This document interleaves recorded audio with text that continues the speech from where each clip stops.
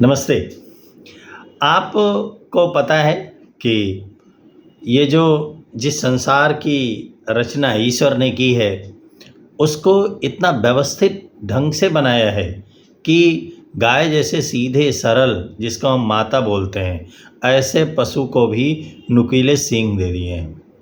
चींटी, जिसको सबसे छोटा मानते हैं, जिसको सबसे निरीह मानते हैं, उसके पास भी ऐसे डंक दे दिए हैं, ऐसे दांत दे दिए हैं, ऐसा मुंह दे दिया है कि वो हमारे हाथ पे चिपकती है और उसको जैसे ही खतरा लगता है वो काट लेती है। भैंसे को सींग दे दिया, सांप को विष दे दिया है, पैने दांत दे दिए हैं। सबसे ज़्यादा सांप मनुष्यों से डरता है। उसके बाद उसको अपना जीवन बचाने के लिए प्रतिकार करने की व्यवस्था दे दी है।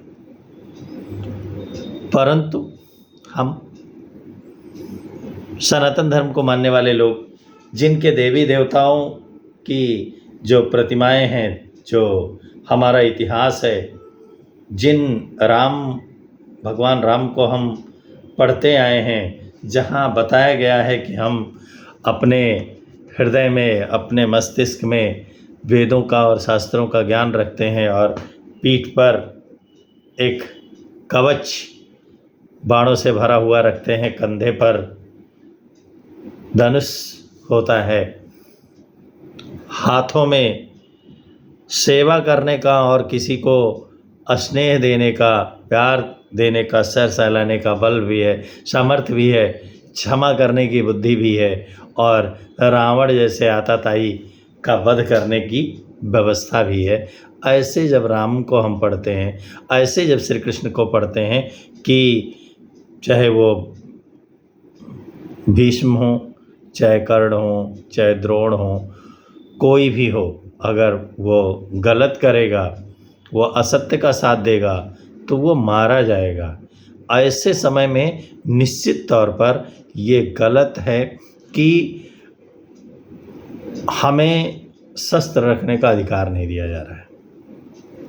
भारत के हर हिंदू को और विशेषकर स्त्रियों को, हिंदू को इसलिए क्योंकि बाकियों ने शस्त्र रखे हैं अपने तरीके से।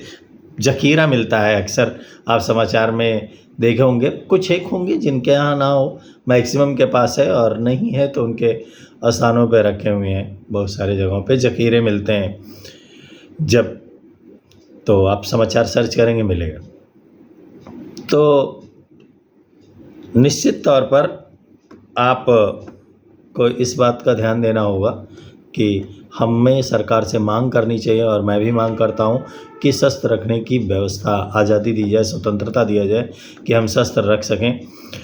और अगर पुरुषों को नहीं दिया जा रहा है तो थोड़ी बहुत जांच करके, थोड़ा सा आचरण पता करके, क्रोध का थोड़ा सा स्तर पता करके, कम से कम बेटियों और स्त्रियों को शस्त्र रखने की व्यवस्था दी जाए, शस्त्र का प्रशिक्षण दिया जाए, जिससे वो अपना चींटी से तो ऊपर उठ सकें कम से कम, और अपनी रक्षा के लिए प्रतिकार कर सकें, किसी को काट सकें, किसी को मार सकें, कहीं अपना जीवन बचा सकें।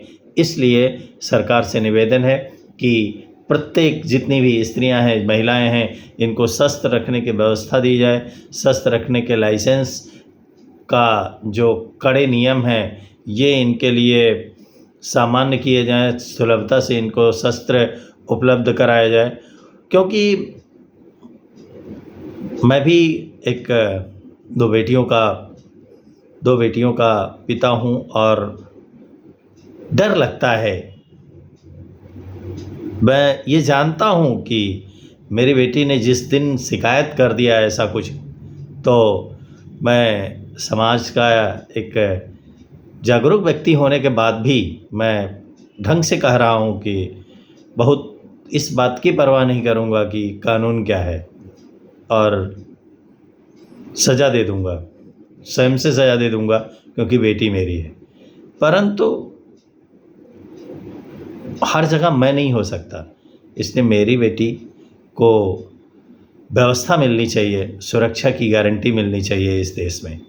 और वो तब मिल पाएगा जब शस्त्र आदि रखने की छूट मिल पाएगी इन महिलाओं को, इन स्त्रियों को। थोड़ी जांच आवश्यक है क्योंकि समाज जल्दी से दुरुपयोग करने लगता है चीज़ों का, लेकिन अभी जो स्थितियां हैं ये कुछ नहीं तो आप कटार रखने की इनको छूट दो, कृपाण रखने की छूट दो, इनको छूट दो। अगर नहीं दोगे तो ये निश्चित तौर पर बहुत ही कठिन परिस्थितियों में घर से निकलेंगी और या तो निकलना छोड़ देंगी क्योंकि बाहर जानवरों की संख्या बहुत बढ़ चुकी है, ऐसे अपराध बहुत बढ़ चुके हैं। हर माता पिता डरा रहता है कि उसकी बेटी कब आएगी।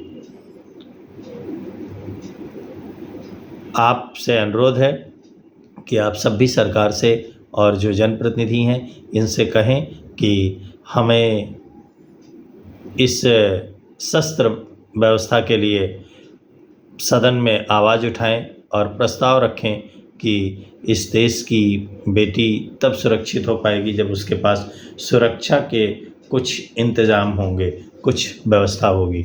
नमस्ते।